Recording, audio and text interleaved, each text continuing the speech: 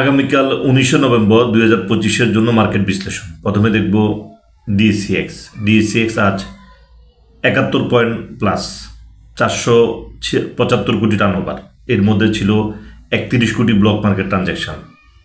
RSI 36 point, intraday ভালো পজিশনে। ভিডিওর যে মূল কথা সেটা যে আগামীকাল মার্কেট বাড়বে। এখন আমরা দেখব মার্কেটের যে পজিটিভ এবং নেগেটিভ দিকগুলো দেখব।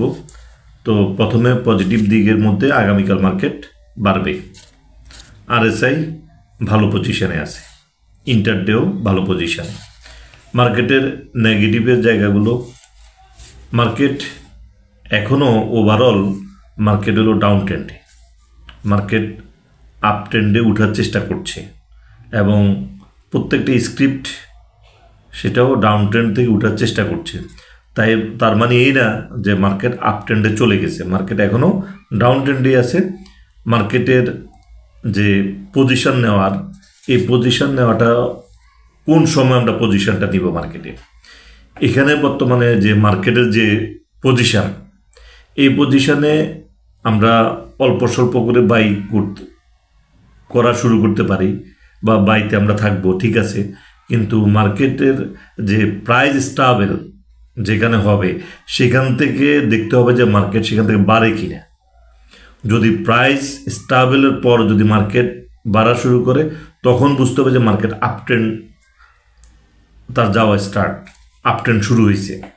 তো এখানে যে জিনিসটা দেখতে হবে যেটা হলো যে সম্ভবত রোববার থেকে হয়তো মার্কেটের সেই জিনিসটা বোঝা যাবে। অর্থাৎ আগামীকাল এবং বুধবার এবং বৃহস্পতিবার এই 2 দিন ওইটা ওইভাবে অত মার্কেটের অত প্রাইস স্টেবলটা বোঝা যাবে না। রোববার থেকে কিছু কিছু শেয়ারে প্রাইজের স্টেবলটা বোঝা যাবে। ওইটা ধরে মার্কেটে বড় বাইতে যাব কি যাব না সেটা কনফার্মেশন আমরা রোববার থেকে হয়তো মার্কেটে পাবো, অথবা কিছু শেয়ারে বৃহস্পতিবারও আসতে পারে। তো সেটা দেখে তারপরে মার্কেটে বড় বাইরে যাওয়া উচিত। এখনও যেহেতু মার্কেট ডাউন ট্রেন্ডে আছে, কারণ আজকের যে 71 পয়েন্ট বাড়ার সাথে তার ভলিউমের যে সামঞ্জস্যতা সেটা নাই। অর্থাৎ 475 কোটি টার্নওভার, সেটার ভিতরে আবার 31 কোটি ব্লক মার্কেট ট্রানজ্যাকশন। ব্লক মার্কেটের ট্রানজ্যাকশনও এখনও কমতেছে না। তাহলে বুঝতে হবে যে মার্কেট এখনও ফুললি আপ ট্রেন্ডে যাওয়ার মতো সে মার্কেট এখনও প্রস্তুতি তার নাই মার্কেটের। এখান থেকেও মার্কেট হয়তো ডাউন ট্রেন্ড আবার চলে আসতে পারে, যেহেতু ব্লক মার্কেট ট্রানজ্যাকশন এখনও কমতেছে না। এই জিনিসগুলো খেয়াল রেখে তারপর আমরা মার্কেটে ভালোভাবে পজিশন নিব। এখন এই ডাউন ট্রেন্ড থেকে উঠতি অবস্থায় মার্কেটে অনেক শেয়ার আছে যেগুলা ওয়াচ লিস্টে দেওয়ার মতো, কিন্তু সেটা এখানে ওয়াচ লিস্টটা না দিয়ে এখানে হলো যে এখানে হয়তো আপনি 2-4 হাজার শেয়ার করে এখানে ইনিশিয়ালি এন্ট্রি দিয়ে দেখতে পারেন।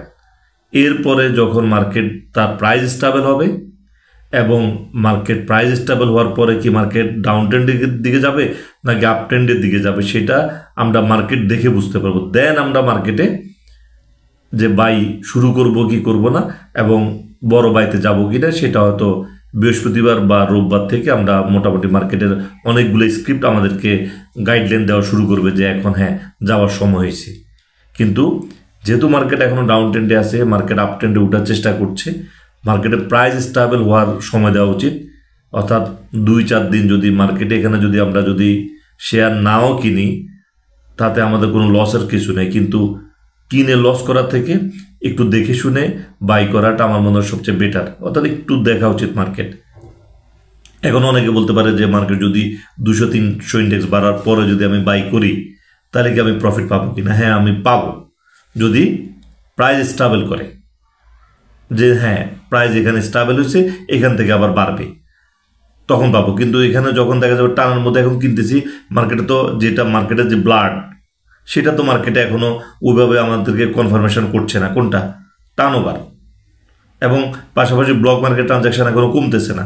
তাহলে এখনও মার্কেট ইনডিসিশনে রয়েছে যে মার্কেট এখনও যে ফুললি যে আপ ট্রেন্ডে যাবে সেটা এখন মার্কেট কনফার্মেশন দিচ্ছে না। তবে এখানে এটা কনফার্ম যে মার্কেট আগামী কার্য দিবসেও মার্কেট একটা আমরা পজিটিভ মার্কেট পেতে যাচ্ছি টেকনিক্যাল অ্যানালাইসিস অনুযায়ী। তো আজকের আলোচনা পর্যন্ত, ধন্যবাদ।